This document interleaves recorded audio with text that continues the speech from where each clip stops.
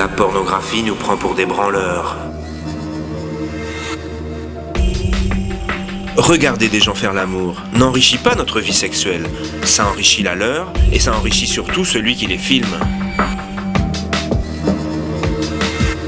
La pornographie veut nous faire croire que les jolies femmes sont des salopes. Or, c'est faux. Seules les jolies femmes qui refusent de coucher avec nous sont des salopes. Si l'hypocrisie est un hommage du vice à la vertu, la pornographie est un hommage de la dégueulasserie masculine à la beauté féminine. Et on peut à juste titre se demander si cet hommage est entièrement sincère.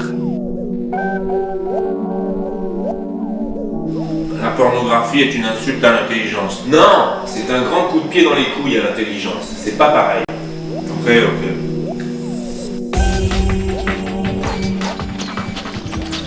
La pornographie réduit la sexualité à une discipline sportive pour athlètes de haut niveau.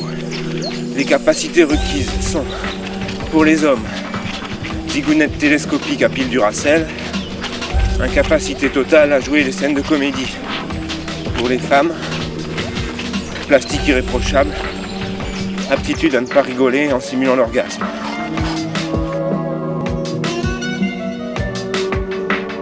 La différence essentielle entre l'existentialisme et la pornographie, c'est que dans l'existentialisme, l'enfer c'est les autres, alors que dans la pornographie, c'est la jouissance que c'est les autres.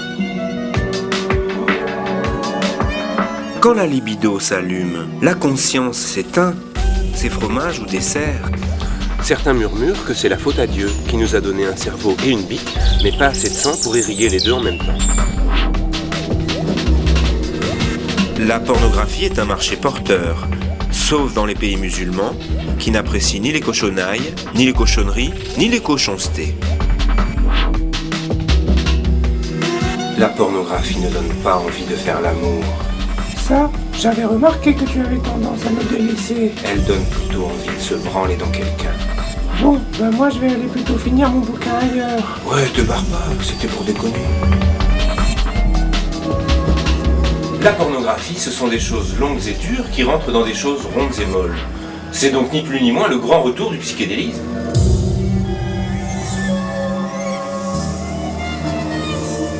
On peut difficilement parler de la pornographie sans la montrer. Et en même temps, dès qu'on la montre, on n'a plus rien à dire. Car les images nous en bouchent un coin, voire même plusieurs. J'ai trouvé un compromis pour vous montrer la pornographie tout en continuant à en parler. Voici une bite, voici un con. Voici une bite dans un con. La pornographie est une invention des hommes pour se venger de la supériorité des femmes. Les femmes, elles, n'éprouvent aucun besoin de se venger de l'infériorité des hommes. La pornographie, c'est une bonne pincée de sel sur la plaie ouverte de la frustration sexuelle. Ça pique un peu et ça fait du bien quand ça s'arrête. La concupiscence est un anagramme de la conscience qui pue. Ça donne à réfléchir, non ? À l'automne, les feuilles tombent et la pornographie met son poil d'hiver.